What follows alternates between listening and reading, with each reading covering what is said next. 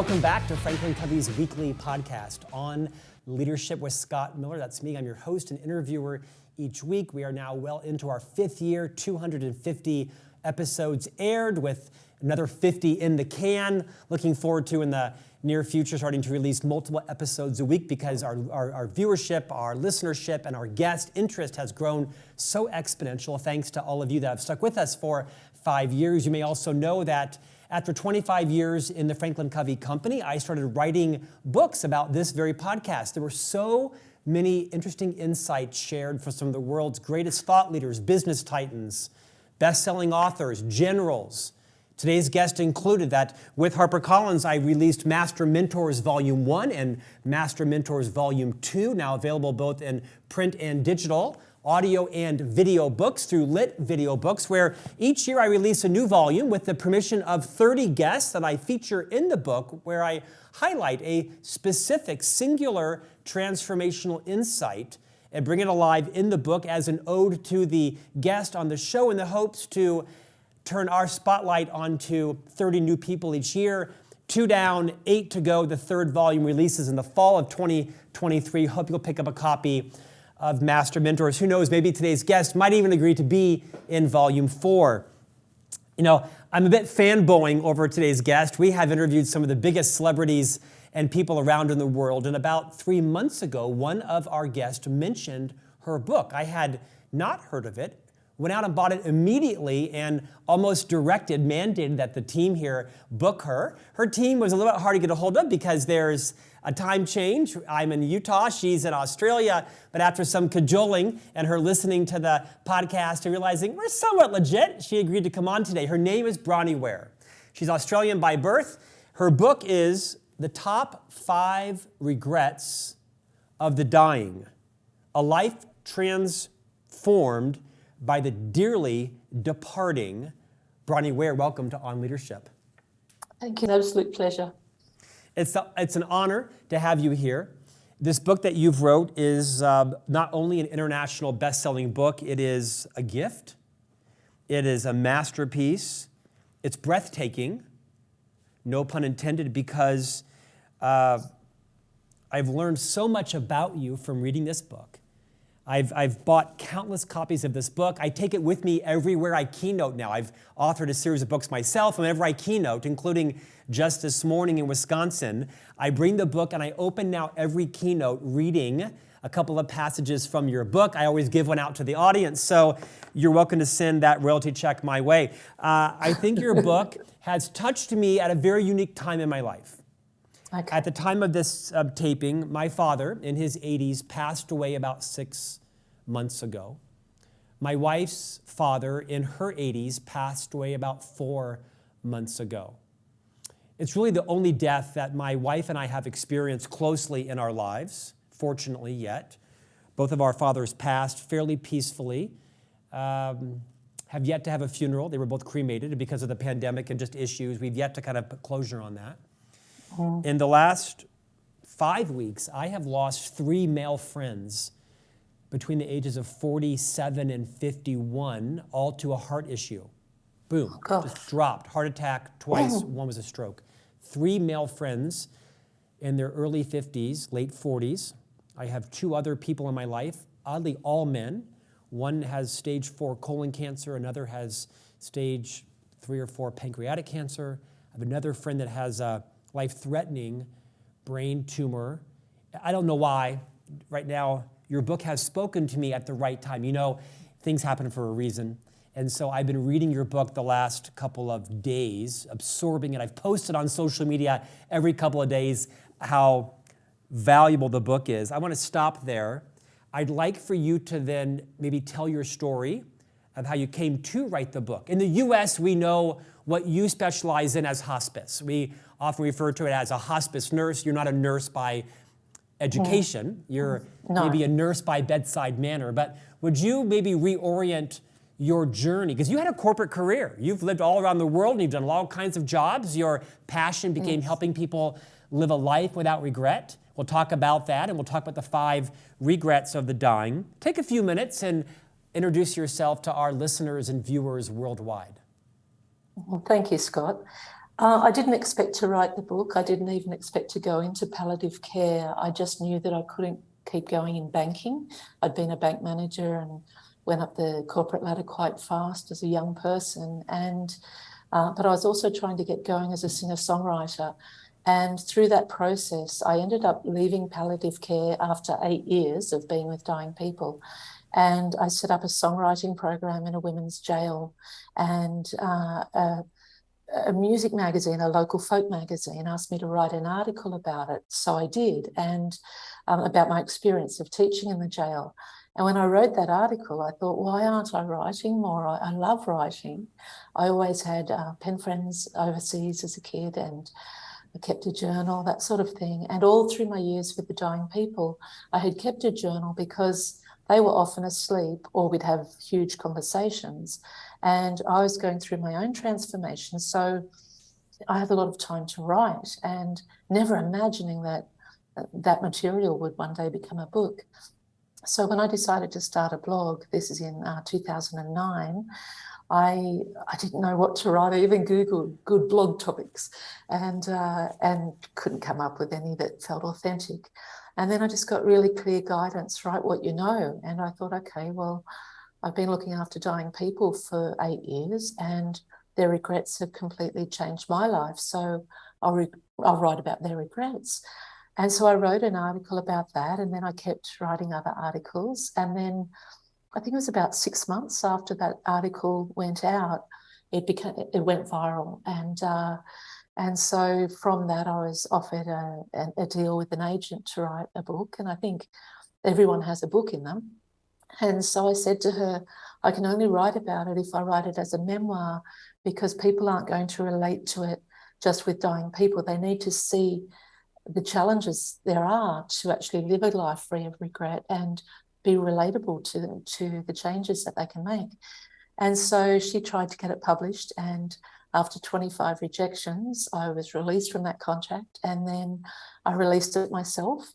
And that was in October 2011. And then in February 2012, in the same 24 hours as I was about to become a mum for the first time at 45, I was very, very blessed to conceive naturally, intentionally, quickly. And I was in hospital, and my book took off and just got mentioned in some huge publications. And so I ended up leaving the hospital with a beautiful baby girl and an international publishing contract. And my book has now gone on to be read by over 1 million people in 32 languages, and there's even a movie in the pipeline. So it's been a pretty interesting journey, and I'm very grateful for it. And immensely deserved. We'll come back to the movie discussion in a moment. Bronnie, we're going to spend some time today talking about what in fact are the top 5 regrets of the dying. Throughout the book, you write a lot about your own journey, your own focus on kind of purpose and legacy and mission, about mindfulness. You're a passionate yoga practitioner. You're very in touch with the meaning of the earth and your responsibility to the earth. And throughout the book, you share a lot of stories, very intimate stories about the people that you helped to usher in to the end of their life. I want to talk about 2 of them before we get into the 5 regrets. One of them, and I feel like I know these people because you so respectfully and graciously talked about their fears, their traumas, their disappointments, yes, their delights, their successes. Let's talk about Stella. Bronnie, my father passed, I mentioned, about 7 months ago. And although I was not in the hospital room when he passed, I live in Utah and he lives in Florida. And my brother was fortunate enough to call me and say, he's done. He wants you to fly in. I had some notice. I boarded a plane, flew to Florida, had about 3 or 4 hours with my father on his last day, kind of in and out of consciousness. He absolutely knew I was there. And then we thought he was going to pass fairly quickly. And when he didn't, it was around midnight. And I said to my brother, I think I'm going to go to a hotel. It feels like Dad might hold on for another day or 2 or 3. I've got to get some sleep. Well, as luck would have it, or poor luck would have it, I left. My father passed about an hour and a half later. And my brother mentioned that although his passing was not peaceful, at the very, very end, right before he passed, his eyes opened up very wide, and he looked up to the ceiling as if there was some bright light or something he was fixated on. And he looked very comforted and very happy and very in awe of something. My father was a moderately religious person, more than spiritual. And then he had a fairly, I think, intense physical situation and passed. The story you share about Stella was not so dissimilar to that. Is this something that you found somewhat regularly with patients that are passing, that they have some kind of experience like that at the very end of their death? Take that wherever you'd like to go.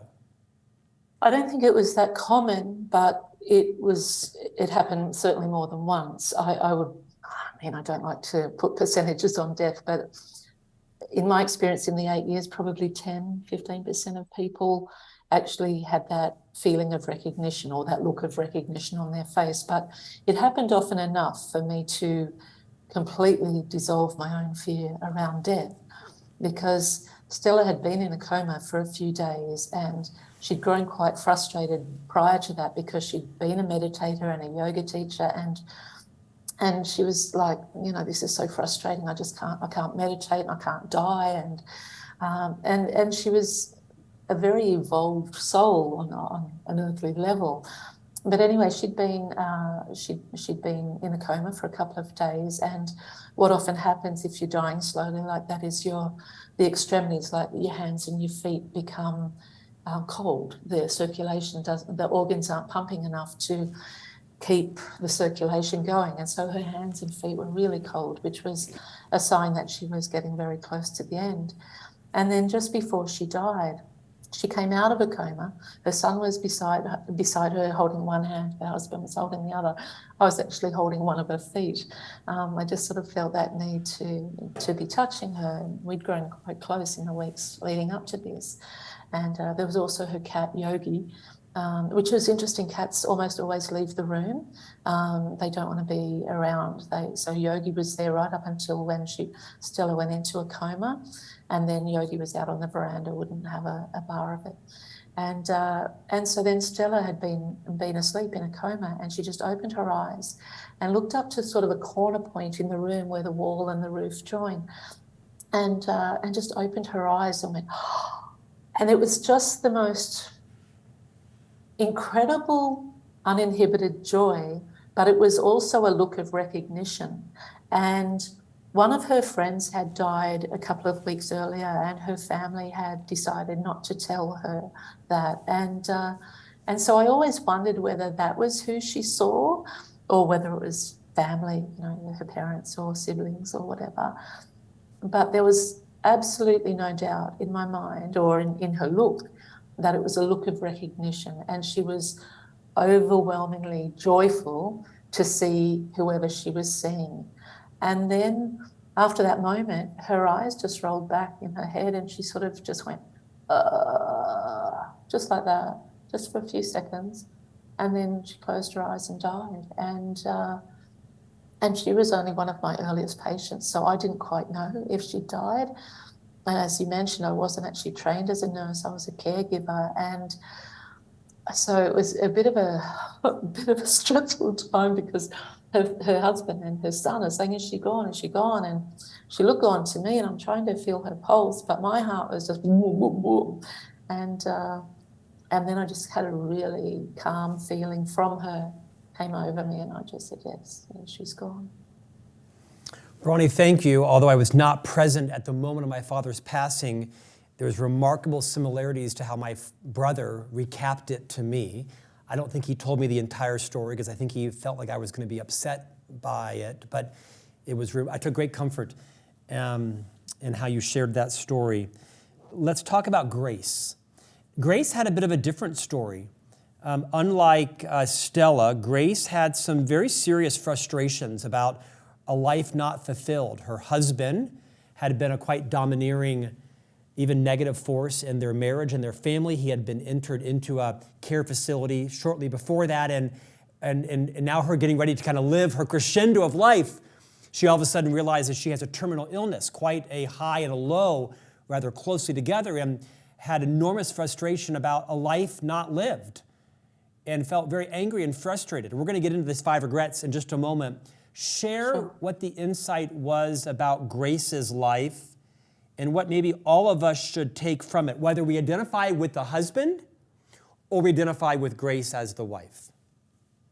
Well, she'd lived the life expected of her. She'd come from a generation where you stayed in the marriage no matter what. And she'd always wanted to travel Australia, and her husband hadn't. And so when he'd gone into the care home, the first thing she did was went off to the travel agent. She was 86, and she went off to the travel agent to pick up brochures about bus tours around Australia. And then she became ill and only left the house another couple of times for the doctors. And so she just had massive anguish and heartbreak around it, and said, why didn't I have the courage? Why did I do this? Why did I care about all of this? And it was all about the neighbours in the street and things like that, just how she would look to actually leave her husband. And I was trying to get going as a singer-songwriter then. And in tears one day, she just squeezed my arm really tight and said to me, Bronnie, promise this dying woman that you will always live a life true to yourself, not the life others expect of you. And I promised her. We were both in tears. And I said, of course, Grace. And we were both, crying about it. But what I didn't know in that moment, Scott, was I would hear not, those exact words verbatim, but that theme repeatedly for the next 8 years. And that actually became the most common regret from everyone I looked after who shared regrets with me, was that they'd wished they'd lived a life true to themselves, not the life that others expected of them. Well, it's a lovely transition into what you call as the first regret of the dying. You rephrase it as you spoke it. I wish I had the courage to live a life true to myself, not the life others expected of me. Bronnie, some time ago, we had the privilege of interviewing a man named Stedman Graham. He's a 20-year friend of mine, very famous author here in America, entrepreneur, philanthropist, and most known as the long life partner of Oprah Winfrey, 30 years together. And Stedman has written extensively about the concept of identity leadership. And Stedman's most profound gift he's given to me was this fact that most of us live our lives fulfilling the identity somebody else placed upon us. Typically our parents, sometimes our relatives or caregivers or grandparents or even spouse. Could have been a minister or preacher, imam or a rabbi. Most of us live our lives fulfilling up and living up to an identity somebody else chose for us. And Stedman writes, stop doing that, right? Create your own identity. Create who you want to be and go pursue that. There's a lot of similarities there. What would you like our audience, our listeners and viewers, to take away from the first regret? I wish I'd had the courage to live a life true to myself, not the life others expected of me. What I'd like to say is that doing that and letting go of those expectations or your past conditioning can be terrifying and can take a massive amount of inner work and courage. But there is nothing that life can throw at you, I believe, that will be as painful as lying on your deathbed with the heartache, the anguish, and the regret of not having tried. And so it's worth it, because we have to sort of get broken to find out who we are without that conditioned identity. So it's not easy and it's not joyful to go through the process.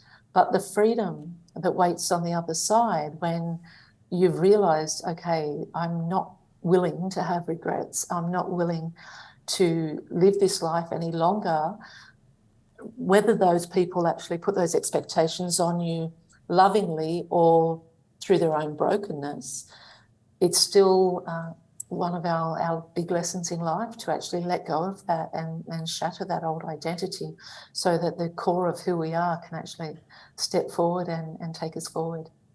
Bronnie, like you, I'm a parent. My wife, Stephanie, and I have 3 young boys, 8, 10, and 12. And I was raised in a very healthy, stable, very stable, like sometimes too stable family in the 80s and 90s in Central Florida. My father worked for a defense contractor. My mother was a stay-at-home mom, and they both were raised in very unstable families. My father's dad died when he was 10, and his twin brother caught polio in his teens and died. And my mother's parents were both alcoholics and died early in life, and she was basically on her own at kind of the age of 16. As a result, stability became everything for both of them as parents. That's a good thing. It also created a bit of a limiting paradigm on what they thought their son should do. Either you were a doctor, a lawyer, or a dentist, right? I mean, these are the jobs that are acceptable. My brother fell into that and became a chemical engineer, the most stable, high-paying job in America out of college. And then there's me. To this day, my mother cannot tell you how I earn a living. She has absolutely no idea how I cobble it all together and keep it going. And I think it wasn't until my late 20s that I started to realize there are other pursuits in life than just what your parents approve for you. My brother very much was successful, but I have to think that Mike probably was more inclined to live the life my parents thought he should than I was. We're good friends to this day. We have nothing in common other than we look identical. He's super smart and I'm charismatic. We'll go with that. Any advice you would give the people listening to say, how do you know when you are in fact living the life that someone else expects of you, and you should stop doing that and create the life you want for yourself? Any warning signs, any telltale signs, any similarities in your patients that said, I knew this then and I wish I would have stopped it? Well, a lot of people are dragging themselves through life instead of actually feeling joyful and grateful to be alive. I think that's a clear telltale sign. I also think it comes down to identifying what success is to you, because that is changing and evolving, thank goodness, which gives us all a lot more freedom to actually be ourselves and to redefine what success is. But it still comes back to those people just feeling trapped and feeling like they didn't know themselves, that their family didn't know them, and just, if anything, just feeling like, excuse me, Scott, just feeling like they hadn't given life their best and their own life their best. And one of the things that came up regularly was the shock that it was over. And whether these people were in their 60s or 80s or 90s, almost all of them said, I cannot believe it's over now. It's over so soon. It's gone so fast. Their bodies might be 80 years old, but their spirit was still 30 or 40. And so the thing around regret is just judgment of themselves. And that's what was causing the pain, because they realized they hadn't made the right choices. They hadn't made choices that honoured their own longings, and it was too late. And that is a pretty powerful thing to witness, because you wouldn't wish it even on your worst enemy. Bronnie, for the sake of time, let's move to number 2. And this is one I think that resonates really strongly in America, right? I mean, Americans are known as being probably one of the most material-centric societies in our world. We have a nearly indefatigable work ethic, having been raised and modeled in a capitalistic society with a marketplace economy. I think probably the Japanese culture is most similar to American in terms of having a very much work-centered life. You know, living to work versus working to live. I might argue, having been to your country several times, that the Australians, like the Italians and the French and many Europeans, know the value of life and where work sits in. The second regret people had, quite simply, was, I wish I hadn't worked so hard, which seems very aspirational. But I'll bet most Americans, in fact, many around the world, can relate to my dilemma, right? I'm 50 years old. I am the sole breadwinner for our family. My wife is a very competent, well-educated person. We've chosen to have her be the primary stay-at-home mom for our 3 sons.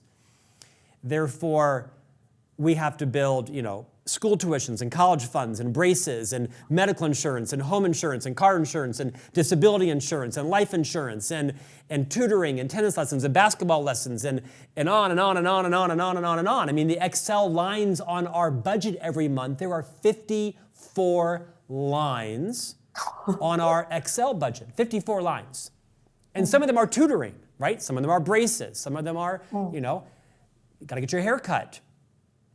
how does someone like me balance the fact that I don't want to live my life at the end of my life thinking I worked too hard, but I also don't want to live my life living on Social Security and not being able to take my family on a trip or afford medicine for my wife and myself? I mean, quite practically, it's a little naive.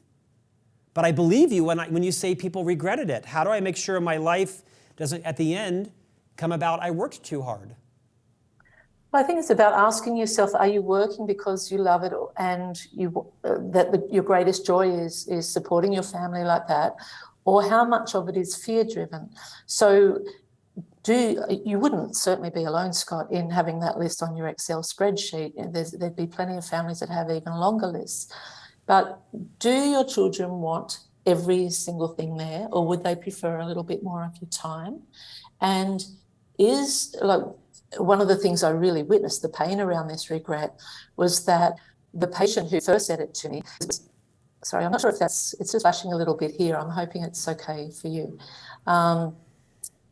His main problem was that his whole identity was wrapped up in his career, and he hadn't allowed enough time to be a husband and be a family member. And even though he was doing all of that, he was supporting his family and his children and watching them grow up and became a grandfather, he admitted in the end that a lot of the reason that he stayed at work was wrapped up in his professional identity, that he didn't want to be seen as not as successful as he was. And so in our long conversations, he actually said to me, I should have spent more time with the family, and did my kids need as much as I gave them? And so I try and approach that with my daughter. She would be out every afternoon at activities after school with piano and dance and netball and other things. And I've just said to her a few times, honey, you can have some things, but I'm not going to give you everything, because that's going to come at a price for me, that I'm not going to have enough energy to show up as the best mum that I want to.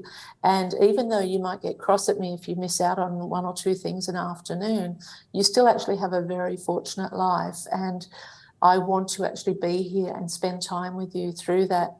And she will say to me later, I think those kids that are coming through now are so wise and so much more evolved than my generation, certainly.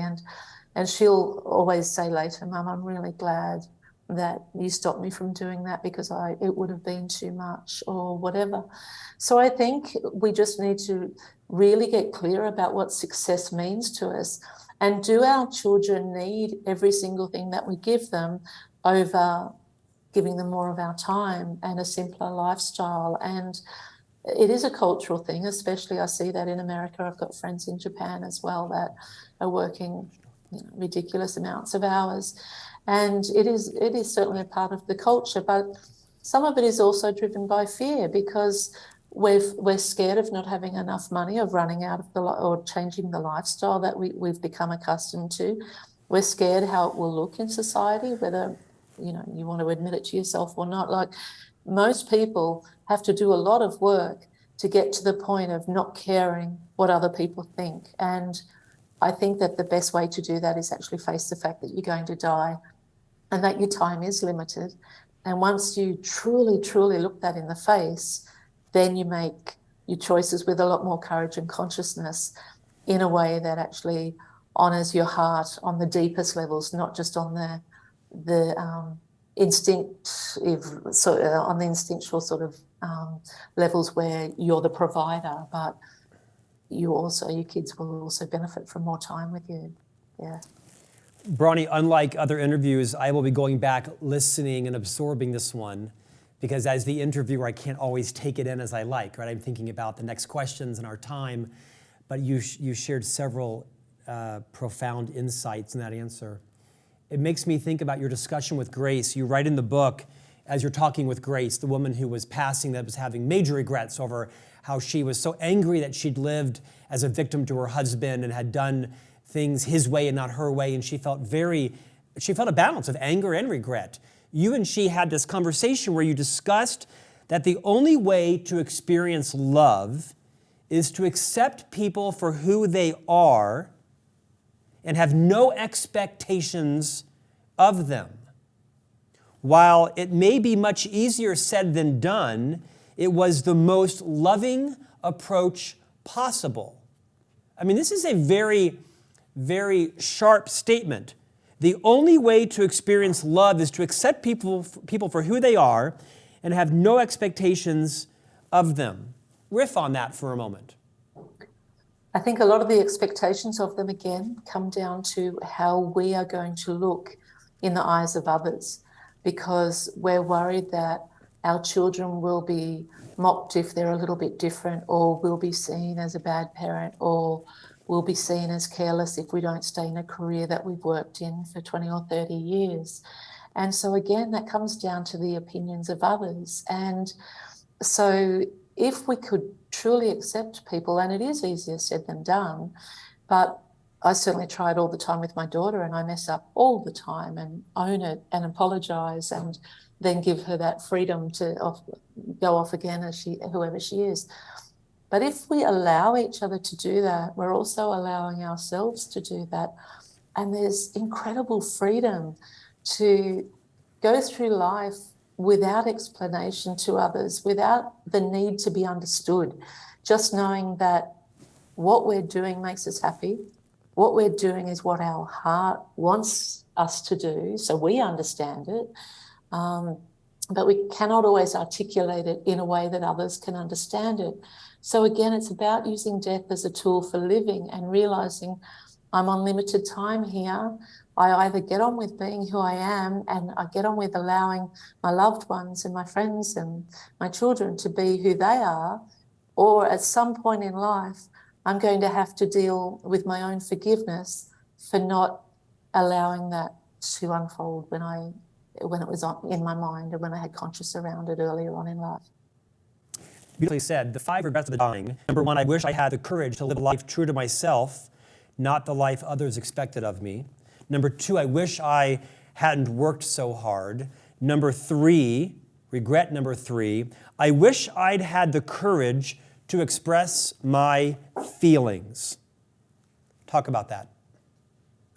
Well, the best example is from the book is dear old Joseph, and he had been through concentration camps, and him and his wife had come, they were Hungarian Jews, and he had just come to Australia and worked and worked and worked and worked. And his regret wasn't around working too hard. It was the fact that his family didn't even know him, and they didn't have the open communication channel for him to actually let them get to know him in the end.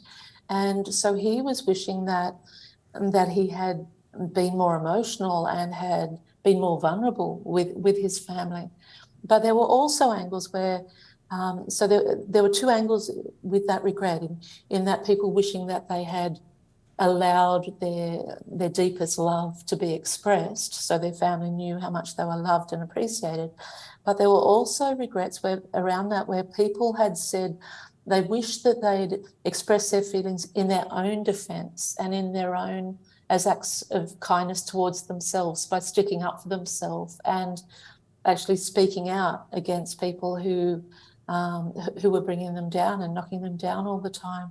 So there's a couple of angles there, but either way, that regret was so painful for many people, because it takes an immense amount of courage to be that vulnerable, because we can't control the reactions of others when we are that vulnerable. And so we can be that vulnerable and share all that, but then you might turn around with someone that says, and just walks off, and you've just been building up to this for like 10 years for this expression. They're like, or it's just too big for them to deal with, and so they react with anger or some sort of other rejection. And that's a risk that we have to take, and find peace in ourselves to know that, okay, we cannot control the reactions of others, just as others are not responsible for our own reactions. But if we know that we've at least given it a go, we can find peace in ourselves that we've been brave enough to be vulnerable and express ourselves. You hit it on the head. It takes enormous vulnerability and courage and self-confidence and risk to be able to express our feelings when they may not be returned, when they may not be validated, when they may be disputed, right? Or to mimic you, whatever, right? I didn't think of it the same way. It's really about having courage, isn't it? Number 3, I wish I'd had the courage to express my feelings. Number 4, the fourth regret of the dying, I wish I'd stayed in touch with my friends. It's a little bit different now because we have social media, and the generation, most of the people I was looking after were from a generation prior to the internet. And so if we're really reminiscing about a friend these days, we can look them up on social media and reach out, but it's still not the same as actually making the effort and seeing them in real life. And so that regret for my patients was because they had completely lost touch with their friends. And in the end, often what happens, especially if people have time to die, like if they know they're dying and they have time to reminisce and actually prepare for their death and heal their relationships or whatever they want to do emotionally, they can't do much physically by that point, but emotionally, what a lot of people have realized is that their friends represent a part of their life prior to them becoming a parent. And so they want to revisit those memories. And the dying people want to live for as long as they possibly can. So what also often happens is the adult children of a dying person are often already in a state of grief before their parent dies. And so the parent is a parent until the end. So they are worrying about their adult children and just wanting to know that they're okay and they're going to be okay with this person's death. But friends will come in and they may have grief as well, but the dying person doesn't feel as responsible for their grief as they do for their family's grief. So it allows a dying person to have lighter interactions and even a lot more laughter towards the end than what they can find with family, because they can feel the pain the family's already in and feel responsible for that. Whereas with friends, they may feel a certain element of responsibility, but it's a relationship that's much more on equal terms rather than on nurturing and parenting terms. Bronnie, so many gifts you gave to your readers and to me in this book. I think my biggest gift was you reminded me the power of assuming good intent in others. I believe it was the story with Stella. She had several adult children. The daughter, I think, was perhaps the most attentive and was there frequently, if not almost every day. And you had great respect for her and you struck up a good friendship with her. And then at the very end, right as her mom was passing, I believe, I have the story right, she left. And I think you shared how confused and even frustrated you were about that. And then you kind of came to a different understanding. Share that story, because it may give license, liberty to some people to deal with death how they need to. But I think the real learning is how you initially viewed it and then where and how you came to better understand the daughter's decision. So a lot of times the dying person doesn't actually want their children there. And so when the daughter had left, the adult daughter had left, I was only new into this field, so I hadn't watched many family dynamics around death at the time. And so I was thinking, how on earth can she leave? If my mum was dying, I'd be there right beside her. And how can she do that? How can she actually do that?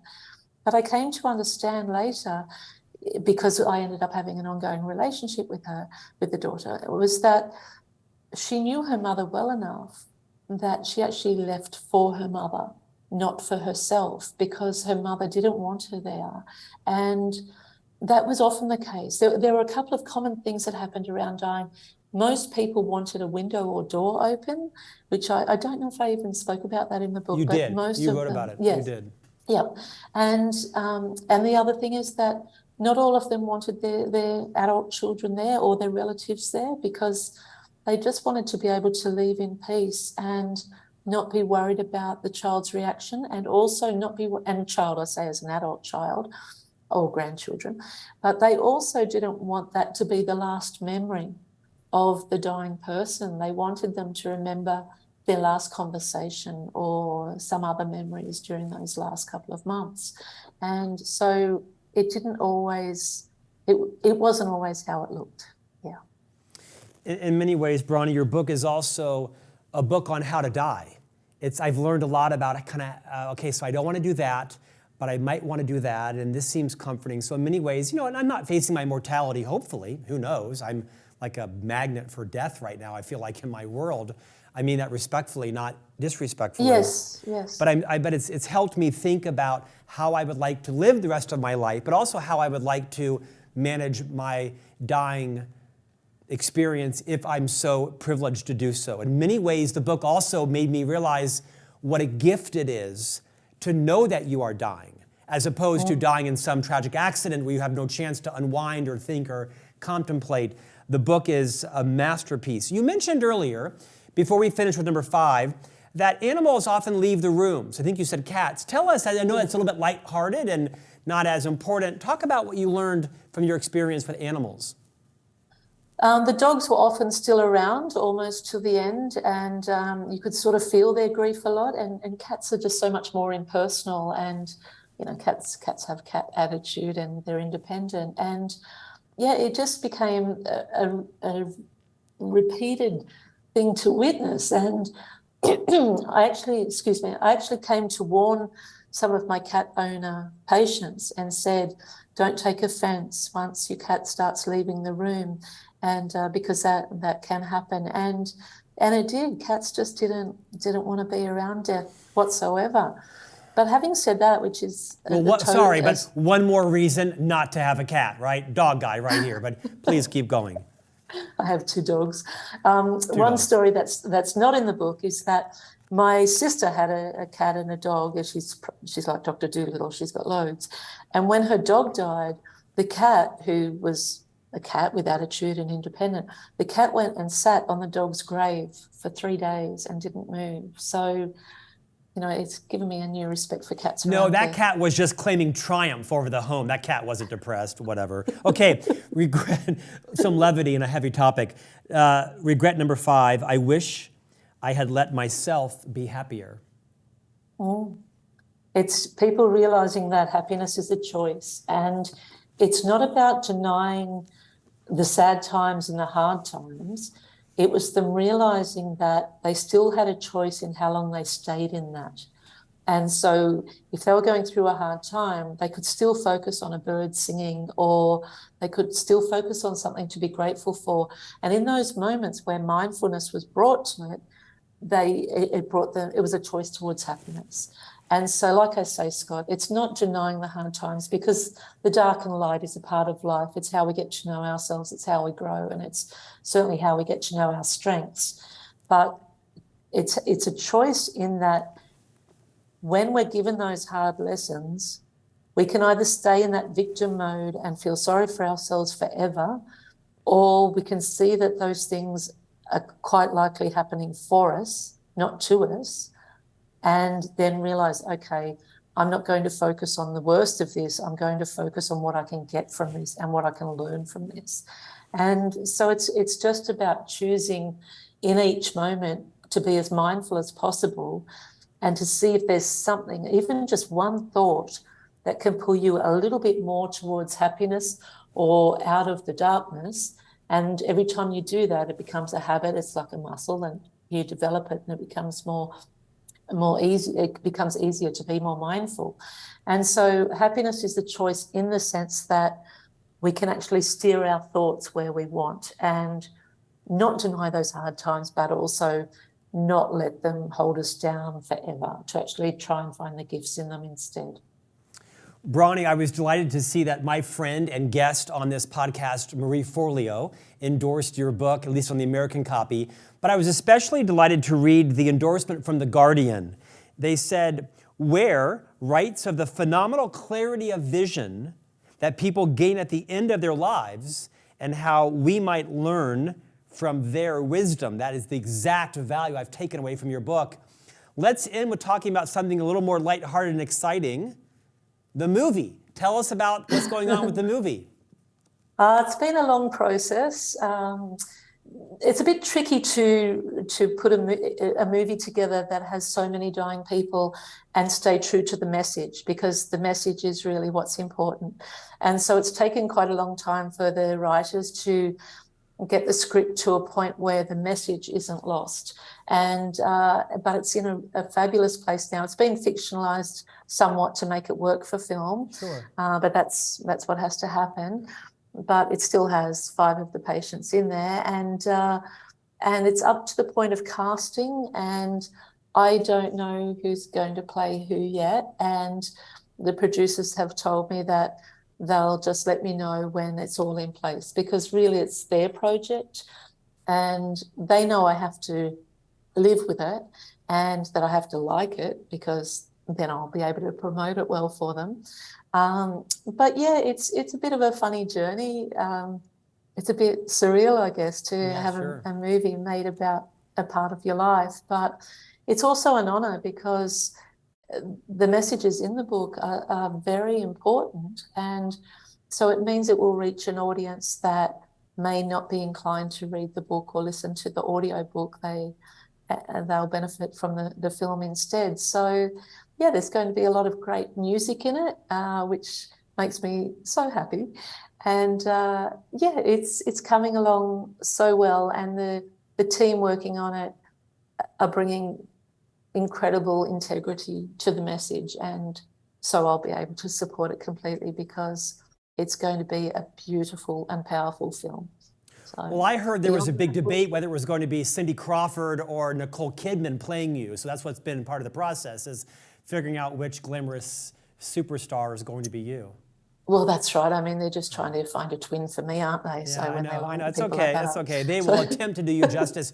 Is it an American produced film or an Australian produced film? It's a German and Australian produced film. Bronnie Ware, author of the book, The Top 5 Regrets of the Dying, A Life Transformed by the Dearly Departing. Thank you for joining us today. It's been an absolute pleasure. Thank you, Scott. And we'll see you back here next week for a new conversation on leadership.